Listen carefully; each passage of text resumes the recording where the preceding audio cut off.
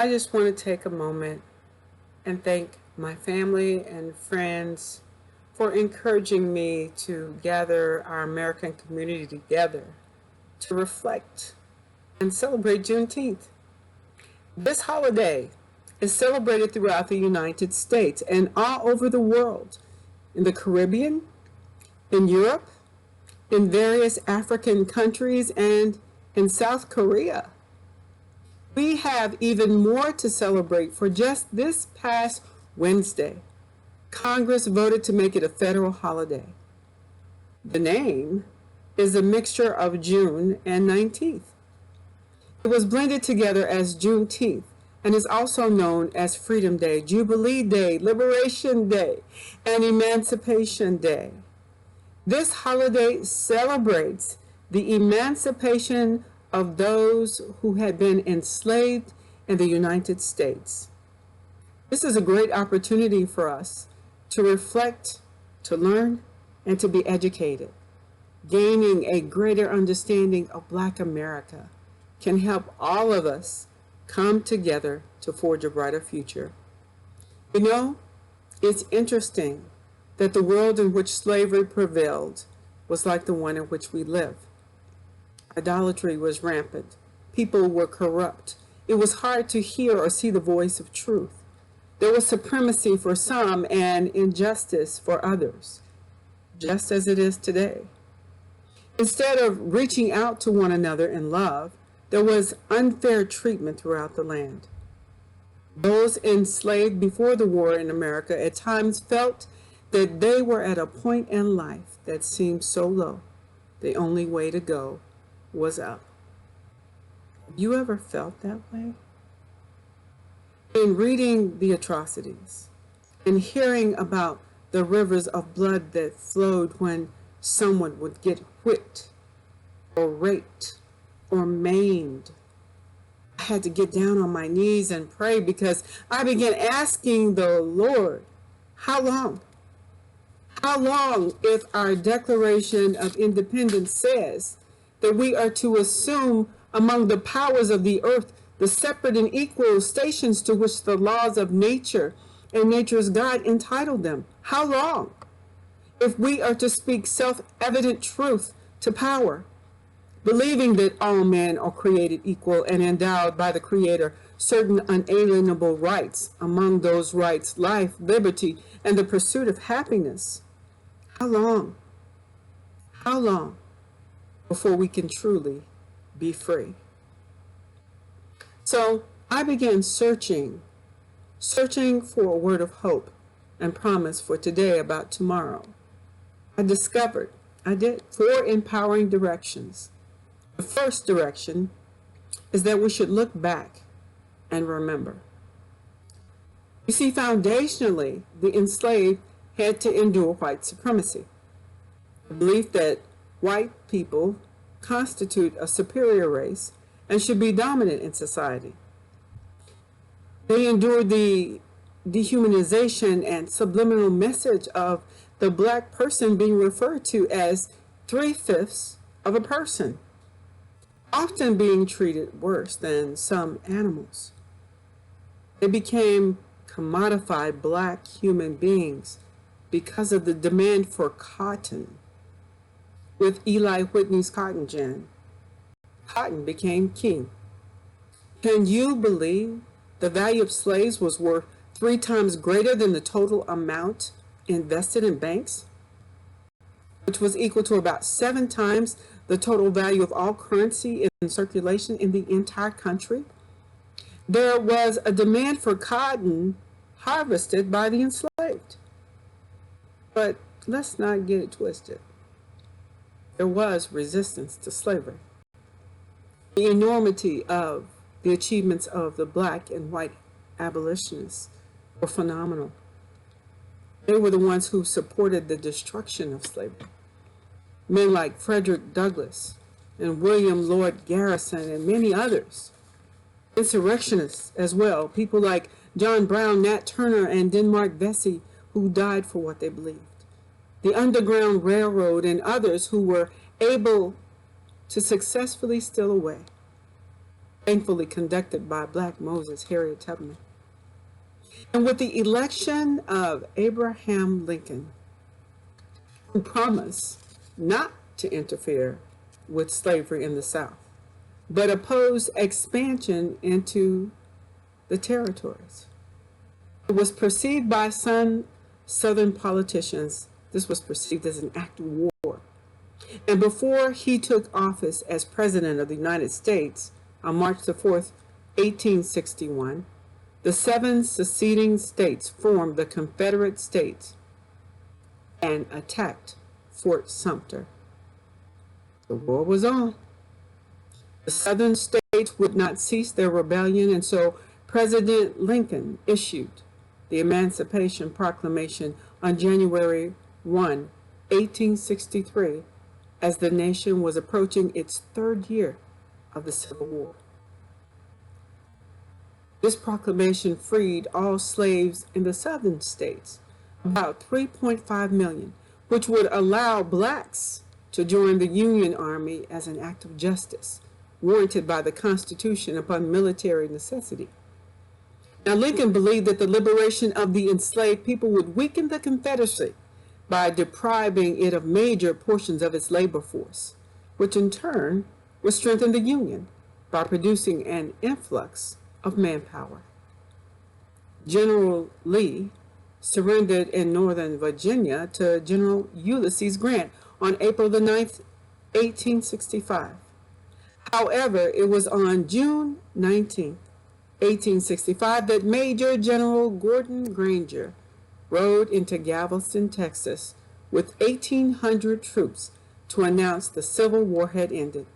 And according to Orders Number 3, the proclamation from the Executive of the United States stated the enslaved were free, but they've been free for 2.5 years, and the word had not reached the enslaved in Texas. But let's be clear, y'all. Blacks weren't just waiting on a piece of paper. 0.5 million to 800,000 of the 3.5 million enslaved ran away during the Civil War. They ran away to the North. They ran away to Canada. They ran away to other countries, and they ran away to the Union. Many of them set up camps and free communities. For them, it was not about the Union, unlike Lincoln, but it was about freedom for them.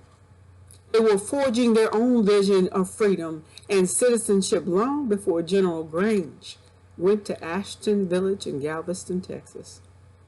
You see, sometimes for the encouragement of faith and hope, it's good for us to look back and remember.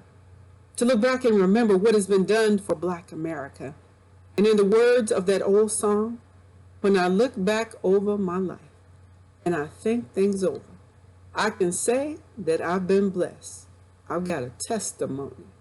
So look back and remember that you've been blessed in your past. Look back and remember that a way was made when there seemed not to be a way. Look back and remember that doors were opened when there was no door. You see, we were brought through when we didn't think we'd make it. It's always a humbling experience when we look back and see the empowerment of the human spirit at work in our lives. It's amazing when I finally get on the other side of trouble and realize how I got through. There's an old African American spiritual that says, how I got over. Sometimes my soul looks back and wonders how I got over.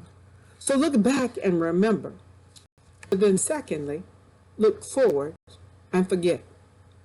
You see, in order to be progressive, we have to put behind us the former things and recognize the new thing that has been placed in front of us. Now, wait a minute, Doc. That doesn't make sense. First you said, look back and remember. And now you're saying, look forward and forget.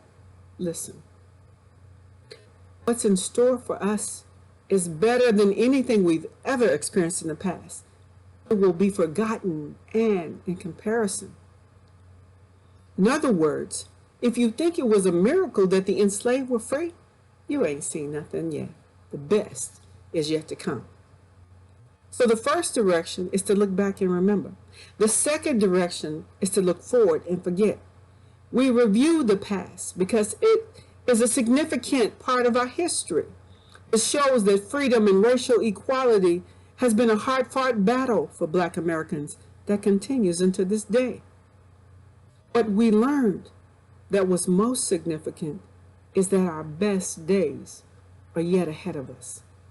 See, I want us to look forward and ahead beyond the 13th Amendment of 1865, which formally ended slavery, and the 14th Amendment of 1868, which formally guaranteed African Americans the rights of American citizenship,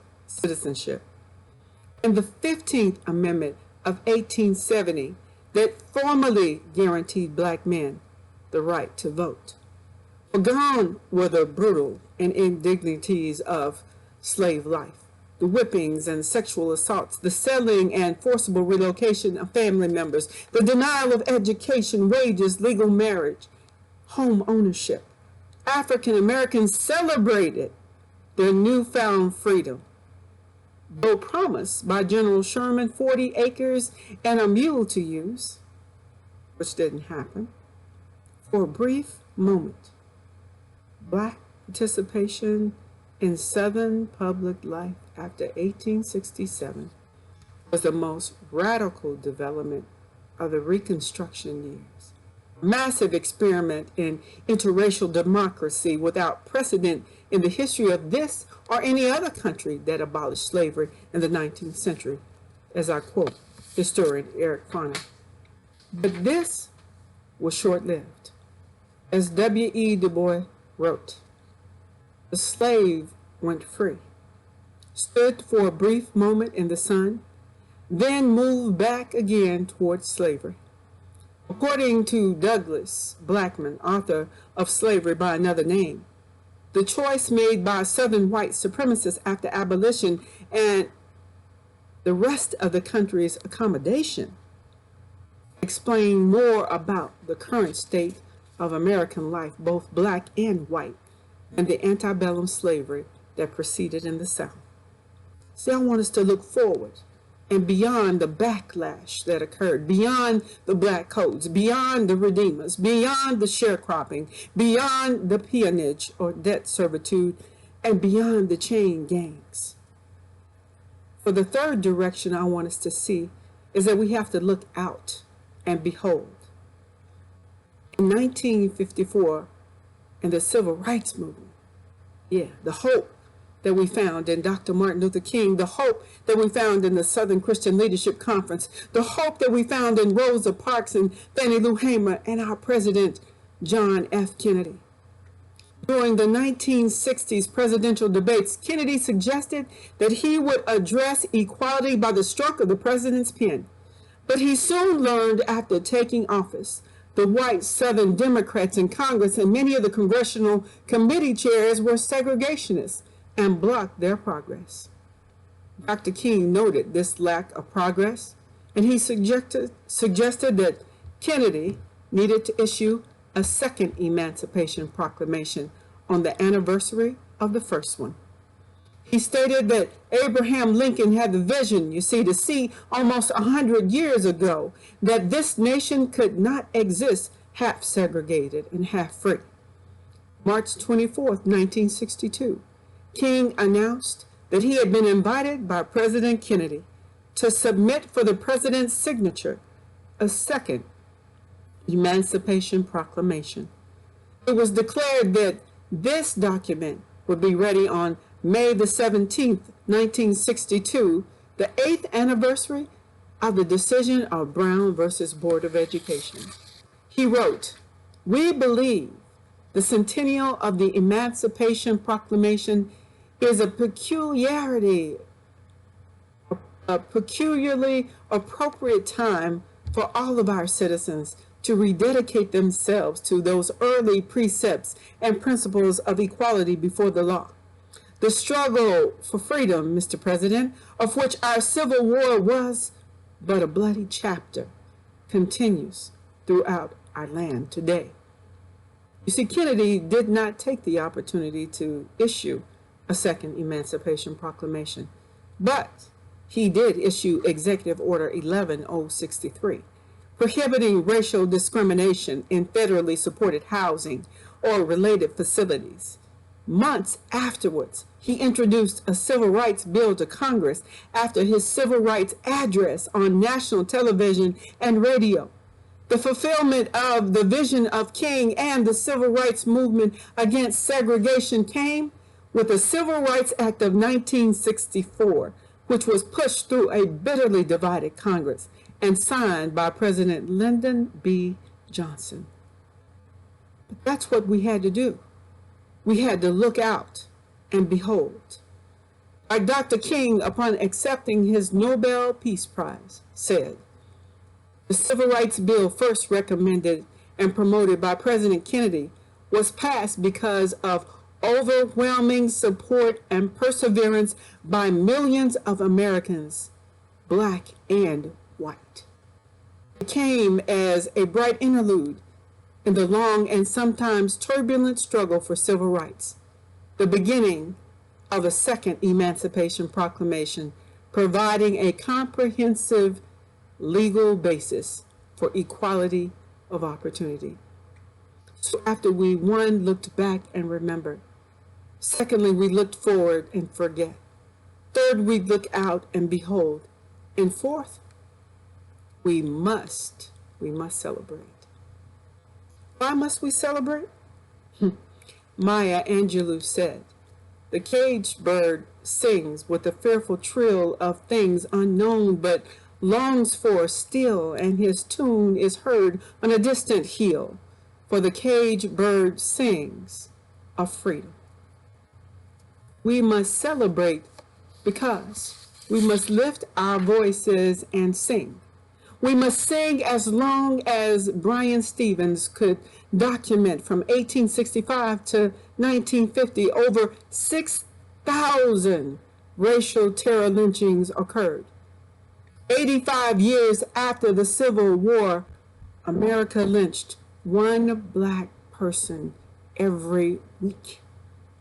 Some fear the historical seasons have changed, for in 2019, the FBI's hate crime list reported 7,300 incidents, which manifest as one murder and 140 hate crimes per week.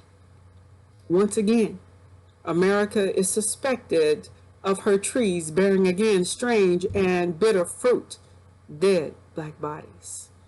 But not all unjustly killed black bodies are hanging on the tree, but die via other modalities. Some have a knee on their neck for all the world to see.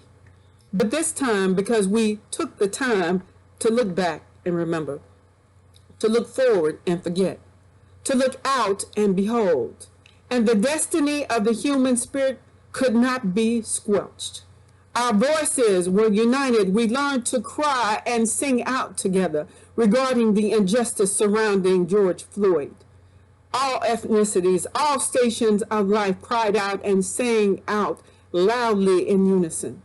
People from 2,000 cities, over 60 countries, between 15 and 26 million people cried out with their actions that all humans deserve the right to freedom, deserve the right to justice, deserve the right to equality. For when one of us is not free, none of us is free. And on Thursday, President Joe Biden, President Joe Biden said that signing legislation into law, establishing June 19th as Juneteenth National Independence Day, a U.S. federal holiday commemorating the end of slavery in the United States, will go down as one of the greatest honors of his presidency. Thank you.